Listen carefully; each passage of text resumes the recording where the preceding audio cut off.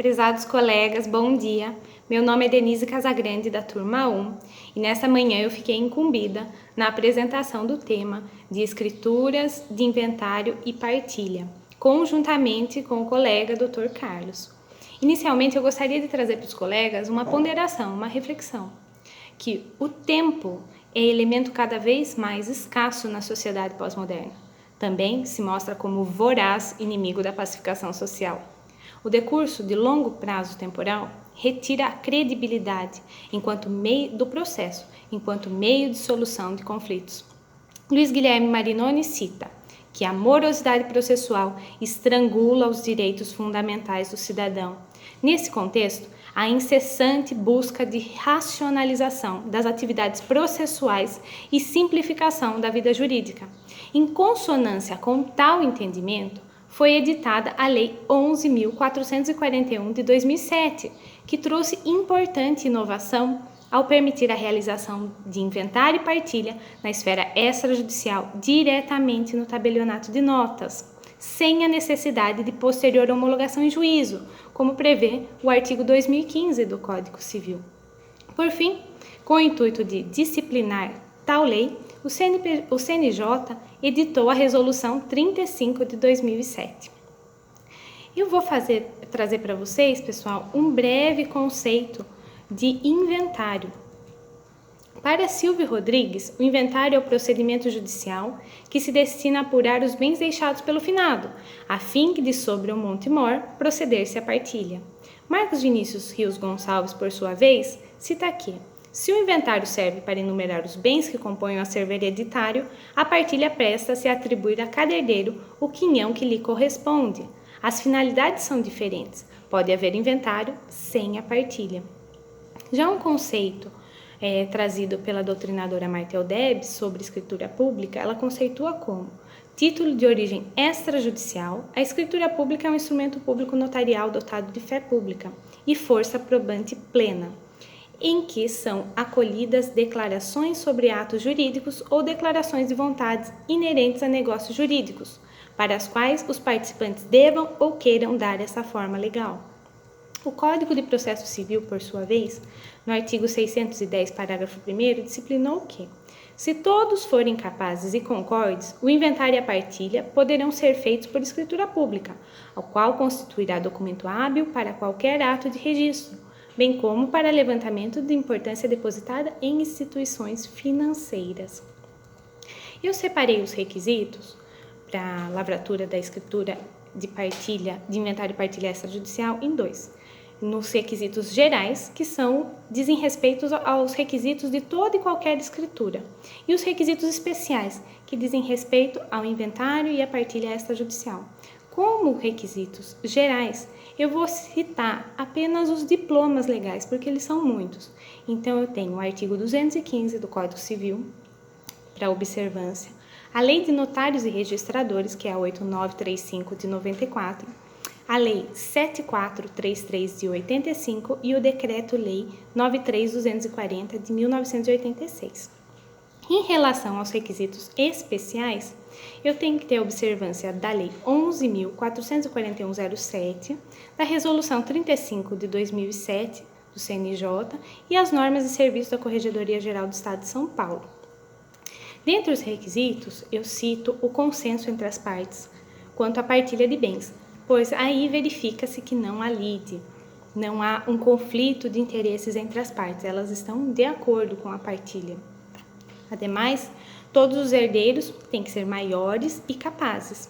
Quanto a esse requisito, eu cito que a plena capacidade de um dos interessados, seja o herdeiro, cônjuge ou companheiro, pode ter sido obtida por meio de emancipação. Nesse sentido, é o artigo 12 da Resolução 35/2007 do CNJ já citada e a recomendação 22 do CNJ. Aí, eu trago uma pergunta para todos os colegas: se a existência de nascituro obsta o inventário extrajudicial.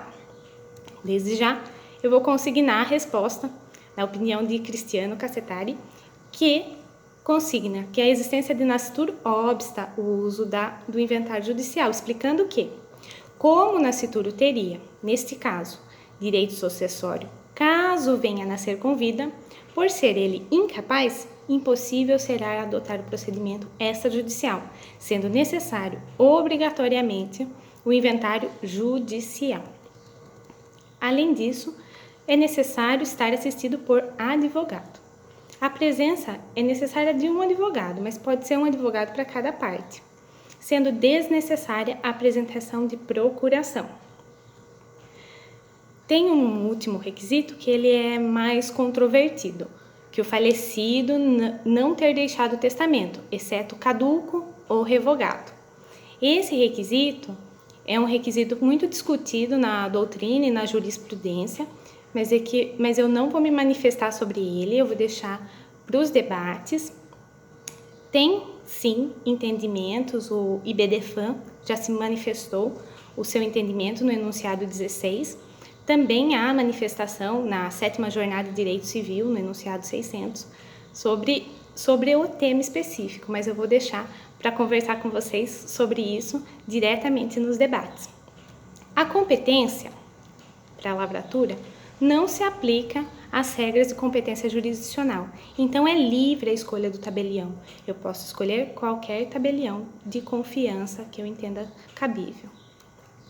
O procedimento, eu fiz uma breve exposição sobre o procedimento, que o procedimento começa com a nomeação do inventariante.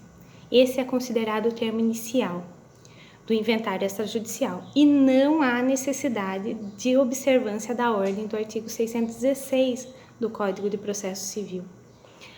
Posteriormente à nomeação do inventariante, há um levantamento das dívidas a serem quitadas e dos bens, procedendo-se do pagamento do ITCMD, do Imposto de Transmissão, Causa-Mortes e Doações. Com o pagamento, há a divisão dos bens e remessa da minuta à Procuradoria do Estado. Posteriormente, não havendo óbices, há a lavratura da escritura e, por fim, registro dos bens nos nomes dos demais herdeiros. Para a lavratura da escritura de forma extrajudicial, há algumas questões que são permitidas e muitas vezes procede-se de forma judicial por entender que não seria cabível. Então, desde já, eu vou consignar algumas hipóteses, longe de exaurir toda a matéria, mas eu vou consignar algumas hipóteses em que, sim, é possível a lavratura da escritura extrajudicial. É possível a lavratura mesmo quando ocorrer cessão de direito hereditário por um dos coherdeiros. Também é possível a realização da sobrepartilha de bens de um inventário judicial. Além disso, a aplicação da Lei 11.441 de 2007, ela pode ser aplicada para óbitos anteriores à sua própria vigência, com o intuito de possibilitar essa questão da desjudicialização das demandas. Também é possível o levantamento de valores depositados em instituições financeiras, somente com a apresentação dessa escritura, da escritura de inventário e partilha. É possível a lavratura de inventário negativo, é possível também inventário com partilha parcial, desde que todos os bens sejam apresentados. Não é possível a sonegação de bens, mas apresenta e faz apenas a partilha parcial. Também é possível, se todos estiverem de acordo, a retificação da escritura. Se houve algum equívoco ou algo assim, ou querem mesmo mudar, é possível fazer essa retificação. É possível também o reconhecimento da meação do companheiro, desde que os herdeiros e interessados na herança sejam capazes e estejam de acordo. A existência ainda de ônus incidentes sobre os imóveis não impede a adoção da forma extrajudicial. Também é possível fazer a renúncia da herança e ser representado por procurador. Entretanto, há algumas proibições, dentre as quais eu também não vou exaurir o tema, só vou trazer algumas de forma exemplificativa. A primeira proibição é quanto ao inventário e partilha de bens localizados no exterior. Também a existência de débitos tributários municipais, da Receita Federal e, por fim, não é possível a sonegação de bens ao rol. O tabelião, notário, pode se recusar à lavratura da escritura quando houver ausência do preenchimento dos requisitos, ou quando houver fundados indícios de fraude, ou em caso de dúvida sobre a declaração de vontade de algum dos herdeiros. Mas se o herdeiro considerar que essa recusa ela é imotivada, não é cabível, ele pode ingressar com um mandado de segurança ou suscitar dúvida inversa perante o juiz corregedor permanente. Quanto aos temas gratuidade, testamento, faculdade do procedimento, serão tratados oportunamente nos debates.